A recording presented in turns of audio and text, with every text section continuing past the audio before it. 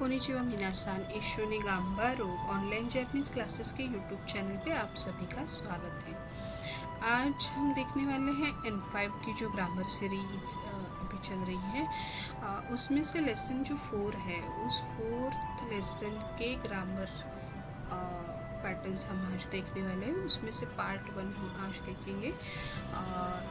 चलिए फिर शुरू करते हैं कौन कौन से ग्रामर पैटर्न्स हैं। हाजिमी माशू।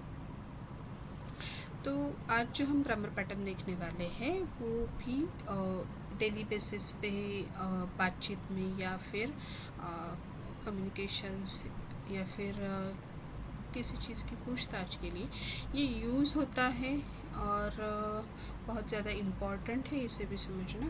तो आप अच्छे से इसे भी पढ़िए। शुरू करते हैं हम लोग। तो इस ग्रामर पैटर्न का नाम है इमा चिबुन देस। इमा चिबुन देस। तो क्या है ये ग्रामर पैटर्न? तो इसका मीनिंग है टू एक्सप्रेस टाइम। क्या करते हैं, इस तरीके से हम जापानीज़ लैंग्वेज में टाइम एक्सप्रेस कर रहे हैं, टाइम बता रहे हैं और कन्फर्म कर रहे हैं। ठीक है, तो हाउ टू यूज़, कैसे यूज़ करना है इस ग्रामर पैटर्न को। तो to express time the counter suffix जी का मतलब हमने सीखा है कि ओ क्लॉक होता है एंड बू का मतलब होता है मिनट्स आर यूज। तो ये दोनों भी आपको पता है। ठीक है, तो ये दोनों वहाँ पे ओ क्लॉक और फिर उसके आगे के मिनट्स, ये हम इसके द्वारा थ्रू दिस हम ये एक्सप्रेस करते हैं। तो the numbers are put before them, इसके आगे नंबर्स होंगे और फिर ये जी या फिर मिनट्स यहाँ पे लिखा जाएगा। ऑब्वियसली हम हिंदी में लिखे या फिर इंग्लिश में लिखे तो वैसे ही लिखते हैं। फर्स्ट जो संख्या होती है, जो काउंट होता है, वो वहाँ पे आते हैं, आंकड़े आते हैं। उसके बाद में सफिक्स आता है PM AM या फिर जो भी कितने बजे हैं, इतने मिनट्स हुए, इतने आवर्स हुए हैं, हाँ, या फिर 4:10। तो ये हम हिंदी और सभी लैंग्वेजेस में एक जैसा ही है। ठीक है, इसमें कोई कन्फ्यूजन वाली बात नहीं है। The interrogative noun is used with the counter suffix to ask questions. Okay, जो नान है वो काउंटर सफिक्स है। काउंटर सफिक्स आपके क्वेश्चंस पूछने के लिए यूज़ होता है कंसर्निंग नंबर और अमाउंट्स। ओके, तो नंबर या फिर अमाउंट्स जो होते हैं वो पूछने के लिए नान ये काउंटर सफिक्स यूज़ होता है। और बहुत सारे कॉन्टेक्स्ट में आप नान का यूज़ देखेंगे कि वहाँ पे नान यूज़ हुआ है और उससे कोई काउंटर या फिर नंबर या अमाउंट के बारे में उसके द्वारा पूछा गया है। ओके, देयरफॉर द वर्ड नानजी और समटाइम नानबुन is use to ask the time. So क्या है कि इसी वजह से क्या हो रहा है कि जो नानजी है, वर्ड नानजी, नान, अभी नान का मतलब व्हाट, ओके, और जी का मतलब है टाइम। ओके, सो नानजी का मतलब इनडायरेक्टली हो गया कि व्हाट टाइम। ओके, नानबुन भी सेम है। तो कभी कभी नानबुन कह के पूछा जाता है, कभी कभी नान जी मोस्टली पूछा जाता है, कभी कभी नानबुन कह के भी पूछा जा सकता है। ओके, आगे देखते हैं। अब यहाँ पे हम लोग एक्चुअली सीख रहे हैं कि काउंटर्स फॉर मिनट्स कैसे यूज़ होते हैं। ओके, तो यहाँ पे है 1 मिनट और उसका रीडिंग है इप्पुन। ओके, 2 मिनट्स नीफुन। ओके, 3 मिनट्स सनपुन। 4 मिनट्स योनपुन। ओके, 5 मिनट्स गोफुन। 6 मिनट्स रुकपुन। 7 मिनट्स नानाफुन। 8 minutes, hapun 9 minutes, kyufun 10 minutes, chupun। अब जो यहाँ पे डार्क किया है, जो सेक्शंस डार्क हुए, जो नंबर्स डार्क हुए हैं, जो मिनट्स के नंबर्स डार्क हुए, वहाँ पे उनका प्रोनाउंसिएशन अलग है। ओके, इपुन, रुपुन, हपुन और जुपुन। और ये इरेगुलर रीडिंग्स की तरह से आपको याद रखना है। एक्चुअली ये पूरा 1st to 10 का आपको प्रॉपरली याद ही रखना है। आपको ये उसके प्रोनाउंसिएशंस याद रखने के साथ साथ आपको ये कांजीज भी याद रखनी है, जो कि हम 1 से 10 तक के ऑलरेडी सीख चुके हैं, आपको पता है। तो ये जो कांजीज है ये इम्पॉर्टेंट है, क्योंकि जब भी टाइम शो होगा तो ज़रूरी नहीं आपको ये इंग्लिश वाले आंकड़े मिलेंगे, वहाँ पे यही कांजी और ये जो उसके सफिक्स है वो यूज़ होते हैं। तो उसकी वजह से वहाँ पे हमें कांजी आना बहुत ज़्यादा ज़रूरी है। तो पुन की कांजी, जो कि बुन, फुन या फिर पुन करके काउंटर है, ये दोनों तरीके से प्रोनाउंस होता है, फुन या फिर पुन। तो यहाँ पे नॉर्मली फुन और पुन करके उसका प्रोनाउंसिएशन यहाँ पे है, लेकिन ये इरेगुलर है, थोड़े से अलग है, इसलिए यहाँ पे इनको हाईलाइट किया है। ये आपको प्रैक्टिस करना है और 1st to 10 कम्प्लीटली याद रखना है, ठीक है। तो ये चार्ट तो समझ आ गया। अब यहाँ पे हम लोग उसका एग्जाम्पल्स देखेंगे कि किस तरीके से समय पूछा जाता है, जापानीज़ में टाइम कैसे पूछा जाता है। द वर्ड नानजी और नानबुन is use to ask the time. हमने पहले ही देखा है शुरुआत में कि जो वर्ड है नानजी या फिर नानबुन, ये दोनों में से कोई भी वर्ड आपको टाइम के बारे में पूछने के लिए यूज़ होगा, ठीक है। तो इसका ध्यान रखना है हमें। इमा एग्जाम्पल देखते हैं। इमा नानजी देस का, इमा नानजी देस का। देखा यहाँ पे नान की साई कांजी है, जी की कांजी है, तो इसका मतलब क्या हुआ, इमा नानजी देस का। हाँ, तो क्या what time is it now, अभी क्या वक्त हुआ है। इमा आने की वजह से हम अभी के वक्त के बारे में बात कर रहे हैं, तो इसीलिए what time is it now. हाँ, तो शिचिजी, शिचिजी जुपुन देस, शिचिजी जुपुन देस।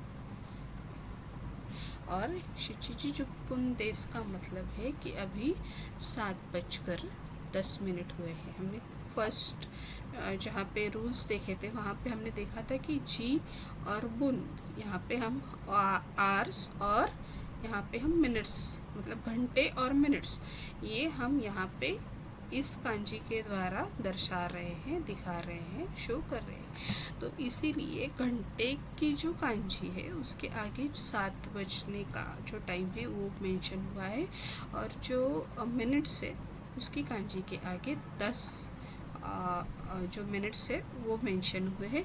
उसी की वजह से 7:10 ऐसे हम यहाँ पे बता रहे हैं। सेम हम अपनी भाषा में भी यूज़ करते हैं। तो याद ये रखना है कि ये जो आंकड़े हैं, ये जो नंबर्स है वो पहले आएंगे कांजी से। ओके, तो ये हो गया एक एग्जाम्पल, इजी था। अब यहाँ पे दूसरी बात हमें याद रखनी है, 1st to 10 का काउंट हमें आ गया तो हम इजीली टाइम बता सकते हैं। और इसमें दूसरी इम्पोर्टेंट बात ये है कि ये जो हम AM या PM बोलते हैं, या सुबह के या शाम के, हम रात के हमारे लैंग्वेज में अलग बोलते हैं। तो AM और PM जैसे हम बताते हैं वैसे ही AM goes in and go, ये उसकी कांजी है। यहाँ पे ये हिरागाना राइटिंग नहीं होगी, तो आपको कांजी याद रखनी है। सिंपली कांजी याद रख सकते हैं। यहाँ पे ये माए की कांजी है, माए यानी प्रीवियस, पहले, तो एम हो गया। और ये आतो की कांजी है, आतो का मतलब होता है बाद में, तो ये पीएम हो गया। ठीक है, तो इसी वजह से गोजेन मतलब एम, गो मतलब पीएम, इजीली याद रह जाएगा। ठीक है, ऐसे ही छोटे छोटे टेक्निक से हमें कांजीज लर्न करनी है। न्यूयॉर्क वा इमा नांची देस का, न्यूयॉर्क वा इमा नांची देस का, in New York what time is it now. अभी आपकी कोई रिश्तेदार है या फिर दोस्त है जो कि न्यूयॉर्क में रह रहे हैं और आप उनसे पूछ रहे हो कि क्या वक्त हुआ है न्यूयॉर्क में, अभी अब क्या वक्त हुआ है, तो इस क्वेश्चन का आंसर यहाँ पे आ रहा है गोसेन योजिदिस, गोसेन योजिदिस। तो इसका मतलब क्या होगा कि इट इज़ 4 AM। क्यों AM आया? करेक्ट, यहाँ पे माई की कांजी है, गोजेन लिखा है। गोजेन का मतलब होता है प्रीवियस, मतलब दोपहर के 12 बजे से पहले वाली जो टाइम है वो गोजेन करके लिखी जाती है। ठीक है, ये अच्छी तरीके से समझ गए होंगे आप। अब हम आज का दूसरा ग्रामर पैटर्न देख रहे हैं जो कि है वर्ब का मास फॉर्म, वर्ब का मासिन फॉर्म, वर्ब प्लस मासिन, sorry verb plus mass, verb plus मासिन, वर्ब माश्ता, वर्ब मासिन देश्ता। तो क्या है इसका मीनिंग, ये पहले समझते हैं।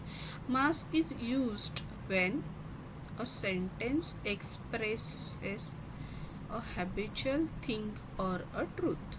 ओके, तो मास कब यूज़ होता है कि जब हम कोई हैबिचुअल, जो हैबिट्स होती है, अपनी कोई आदत होती है, उस चीज़ को बताने के लिए या फिर ट्रूथ बताने के लिए मास फॉर्म यूज़ होता है। It is also used when a sentence expresses a thing that will occur in the future। और ये इस बात के लिए भी यूज़ होता है कि ऐसी चीज़ें एक्सप्रेस करने के लिए कि जो भविष्य में, फ्यूचर में घटने वाली है या फिर वो ऑकर होने वाली है, ऐसी चीज़ें भी हम मास के थ्रू हम एक्सप्रेस करते हैं या फिर दर्शाते हैं। तो यहाँ पे हमें सीखना क्या है, ये ज़्यादा आप रूल्स दिमाग में ना लेके ये जो बेसिक स्ट्रक्चर्स होते हैं उसको समझने की कोशिश कीजिए, तो आपको इजीली याद रहेंगे। ठीक है, तो यहाँ पे है बेसिकली प्रेजेंट एंड फ्यूचर, हम यहाँ पे मास थ्रू ही बोलते हैं। इसमें कोई मतलब आपको पता है कि जैपनीज़ लैंग्वेज में प्रेजेंट एंड फ्यूचर ये अलग अलग नहीं शो होता है, वो एक ही तरीके से आपको समझना है कि ये प्रेजेंट का सेंटेंस है या वर्ब है या फिर ये फ्यूचर के बारे में बताया गया है।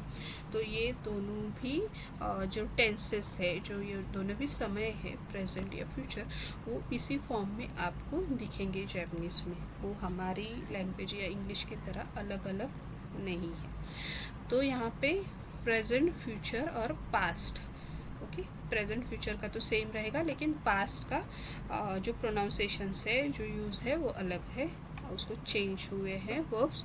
तो यहाँ पे 2 तरीके और दिए हैं, एक तो अफर्मेटिव है और एक निगेटिव तरीका है। ओके, तो दोनों तरीके से हमारा जो वर्ब है वो मॉडिफाई हो रहा है, मास, मासिन, माशिता और मासिन देश्ता। तो इसका मतलब क्या है वो अब हम समझ रहे हैं कि अफर्मेटिव यानी कि जो पॉजिटिव है, पॉजिटिव प्रेजेंट या फ्यूचर टेंस जो है वो है ओकीमास, ओकीमास, ओके, ओकीमास। सिंपल है, मास फॉर्म है, ओकू जो वर्ब है उसके आगे मास लगाया है। ओके, तो यहाँ पे ओकी मास यहाँ पे लिखा हुआ है, तो ओकी मास हो गया प्रेजेंट और फ्यूचर का अफर्मेटिव फॉर्म यानी पॉजिटिव फॉर्म। अब उसका पास्ट फॉर्म क्या होगा, कि हम पास्ट टेंस के बारे में बात कर रहे हैं यहाँ पे, तो मास का क्या हो जाएगा, माशिता, माश्ता, ओकी मास, ओकी माश्ता। निगेटिव फॉर्म कैसे होगा? अभी ये प्रेजेंट और फ्यूचर, प्रेजेंट फ्यूचर और पास्ट दोनों तरीके से निगेटिव फॉर्म होगा। ओकीमास यहाँ पे है तो यहाँ पे ओकीमासेन कहा जाएगा जब हम निगेटिवली कोई बात बता रहे हैं, या और यहाँ पे पास्ट के बारे में जब बता रहे हैं तो ओकीमासेन, ये तो मासेन रहेगा ही, आगे देशिता आएगा। यहाँ पे क्या हो गया? ओकीमास की जगह पे मासू हट के वहाँ पे शिता ये वहाँ पे चेंज हो गया है, और यहाँ पे मासेन के आगे देशिता ऐसे यूज़ हुआ है। तो ये बातें हमें ध्यान रखनी है। हम आगे देखते हैं तो और अच्छे से एग्जाम्पल्स भी समझ पाएंगे। यहाँ पे थोड़ा सा कन्फ्यूजन हो सकता है। माइयासा रोकुजीनी ओकीमास, ओके, माइयासा रोकुजीनी ओकीमास, इसका मतलब क्या है कि मैं I get up at 6 every morning, मैं रोज़ सुबह 6 बजे उठती हूँ या उठता हूँ। या आप क्या कर रहे हैं? हैबिट, आपकी कोई हैबिचुअल एक्शन बता रहे हैं कि मैं रेगुलरली 6 बजे उठता हूँ। ओके, तो यहाँ पे मास फॉर्म आ गया, और ऑब्वियसली ये प्रेजेंट टेंस बोलिए कि हम रेगुलरली हैबिट के बारे में बात कर रहे हैं, इसलिए यहाँ पे मास फॉर्म अफर्मेटिव तरीके से यहाँ पे यूज़ हुआ है। ओके, आशिता, सेकेंड एग्जाम्पल, आशिता रोकुजीनी ओकीमास, आशिता रोकुजीनी ओकीमास। अभी यहाँ पे दोनों सेंटेंसेस में हम फ़र्क पढ़ पा रहे हैं कि कहाँ पे प्रेजेंट को यूज़ हुआ है, प्रेजेंट के लिए यूज़ हुआ है, और कहाँ पे फ्यूचर के लिए।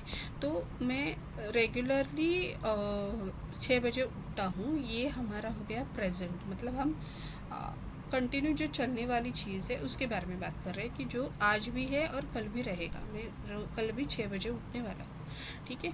लेकिन यहाँ पे स्पेसिफाई किया है कि मैं कल 6 बजे I will get up at 6 tomorrow morning, मैं कल सुबह 6 बजे उठने वाला हूँ। तो ये जो बात हुई यहाँ पे हम मास फॉर्म ही यूज़ हुआ है, लेकिन आशिता के लिए, कल के लिए। तो ये दोनों कॉन्टेक्स्ट में हमें ओकीमास का फॉर्म ओकीमास ही रहेगा, यहाँ पे कोई और जमलिंग नहीं, इजी है।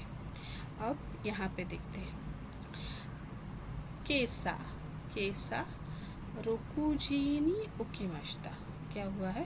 केसा रोकुजीनी ओकीमाश्ता मतलब I got up at 6 this morning. अगर हम दोपहर को आज की मॉर्निंग के बारे में बात कर रहे हैं तो ऑब्वियसली वो क्या हो गई?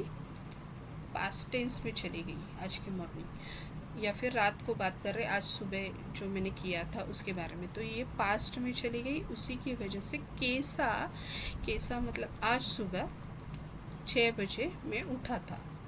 तो हम जब हिंदी में भी बात कर रहे हैं तो ऐसे ही बात कर रहे हैं, और यहाँ पे इंग्लिश में भी जब हम लिख रहे हैं तो वैसे ही लिख रहे हैं। यहाँ पे भी गॉट अप मतलब पास्ट टेंस यूज़ हुआ है, मैं उठा था, आज सुबह मैं 6 बजे उठा था, तो इसमें भी हमने पास्ट टेंस यूज़ किया है। एट द सेम वे हम यहाँ पे कह रहे हैं कि केसा रोकुजीनी ओकीमाश्ता, तो यहाँ पे क्या है? मास फॉर्म के आगे माशिता, यहाँ पे मास की जगह पे क्या यूज़ होगा? माश्ता, ओकीमाश्ता, इजी है।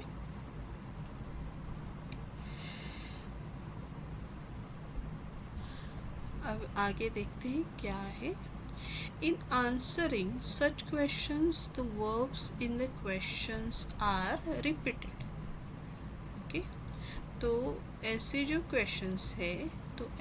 क्वेश्चंस है उन तरीके के क्वेश्चंस को जब हम आंसर देते हैं तो वर्ब्स रिपीट होते हैं। ओके, तो यहाँ पे एक इम्पॉर्टेंट चीज़ ये है कि लास्ट टाइम हमने जो सीखा था सो दिस और सोजा अरिमासेन, ये दोनों भी जो वर्ब्स के पैटर्न है जहाँ पे हम अफर्मेटिव और निगेटिव जो जवाब दे रहे हैं वो यूज़ नहीं कर सकते। ओके, वो यूज़ नहीं होगा। लेसन 2 में हमने सीखा था कि सो दिस और सोजा अरिमासेन क्या है। ओके, तो ये इस कॉन्टेक्स्ट में यूज़ नहीं होगा। क्यों नहीं होगा ये हम देखते हैं। तो एग्जाम्पल्स थ्रू जो भी आपको कन्फ्यूजन लगे वो एग्जाम्पल्स बार बार पढ़ो, आपको इजीली समझ आ जाएगा। इसमें रूल्स जितने डिफ़िकल्ट लगते हैं उतने डिफ़िकल्ट है नहीं जब आप एग्जाम्पल थ्रू सारी चीज़ें सीखने की कोशिश करती हो, रादर देन रूल्स का ज़्यादा दिमाग में टेंशन लेने के अलावा अगर आप इसको समझ पाओ तो ये बहुत इजी चीज़ें हैं। हाँ, तो हमारी लैंग्वेजेस से काफ़ी ज़्यादा मेल खाती है। तो यहाँ पे क्या लिखा है देखते हैं। पहला एग्जाम्पल, किनो बेंक्यो शिमाश्ता का। किनो बेंक्यो शिमाश्ता का, डिड यू स्टडी यस्टरडे? कल आपने पढ़ाई की थी? हाँ, कल तुमने पढ़ाई की थी क्या? ऐसा कोई पूछता है, मम्मी पूछती है या फिर टीचर पूछती है या फिर कोई रिलेटिव्स पूछते हैं। तो इसका जवाब क्या होगा? हाई बेंक्यो शिमाश्ता। अब यहाँ पे हम ऐसे नहीं कहेंगे सो दिस, है ना। सो दिस का मतलब क्या हुआ कि हम क्या कर रहे हैं कि अफर्मेटिव आंसर दे रहे हैं, लेकिन यहाँ पे आपका जवाब इस क्वेश्चन के मीनिंग के साथ कनेक्ट होना ज़रूरी है। तो आप खुद समझ पा रहे होंगे यहाँ पे अगर मैंने सो दिस कह दिया, सो दिस, तो कुछ अजीब लग रहा है ना। तो इसी वजह से हाई बेंक्यो शिमाश्ता, यस आई डिड।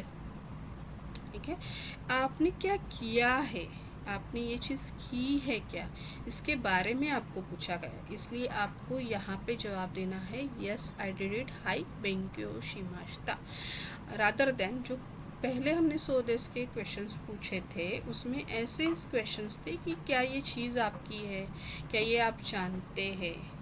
हाँ, तो इस तरीके के जो क्वेश्चंस थे उसके बारे में हम सो दिस ये वो कॉन्टेक्स्ट में यूज़ कर रहे थे। तो यहाँ पे जो आपके जो प्रश्न है, आपका जो प्रश्न है या फिर ये जो सिनारियो है वो अलग सिनारियो है। तो अलग सिनारियो में आपको अलग उत्तर, आपका अलग आंसर इम्पॉर्टेंट है। इसलिए यहाँ पे भले ही रिप्लाई यस आई डिड ऐसा होगा, लेकिन मैंने किया है, यस मैंने कल रात स्टडी की है, इसलिए हाई बेंक्यो शिमाश्ता ऐसे रिप्लाई है। और यहाँ पे हम जब निगेटिव आंसर दे रहे हैं तो सेम वे हम यहाँ पे कह रहे इये बेंक्यो शिमासेन देश्ता, नो आई डिडंट। इसका मतलब क्या है कि नहीं, मैंने नहीं किया है, कल रात स्टडी नहीं किया मैंने। ओके, तो दोनों भी पास्ट टेंस है, दोनों भी पास्ट टेंस होकर भी दोनों में जो डिफरेंस है वो इस एग्जाम्पल पे हमें दिखता है कि यहाँ पे हम कह रहे हैं यस मैंने किया है, तो इसके लिए बेंक्यो शिमाश्ता यूज़ हुआ है। और यहाँ पे ये करा है कि नहीं किया है मैंने स्टडी, तो इसके लिए बेंक्यो शिमासेन देश्ता ये वर्ब हो गया है, यूज़ किया गया है। तो हमें याद क्या रखना है, शिमाश्ता शिमासेन देश्ता पास्ट टेंस में ये यूज़ हुआ है। ठीक है, इजी है, बहुत इजी है। आप इसमें से जो छोटी छोटी चीज़ें हैं वो आप अपने हिसाब से उसे नोट करके रखो, एग्जाम्पल्स या बीच के जो रूल्स है वो भी नोट करके रखो, आपको अच्छी तरीके से ही समझ आएगा। ठीक है, इस वीडियो में हमने आज जो चीज़ें सीखी है टाइम से रिलेटेड है, या फिर जो पास्ट और प्रेजेंट फॉर्म में कैसे वर्ब्स को यूज़ करना है उसके बारे में, मास फॉर्म यूज़ करना है उसके बारे में जो सीखा है, तो उससे रिलेटेड जो भी कोई क्वेश्चंस रहेंगे हमें कमेंट बॉक्स में ज़रूर कमेंट करना।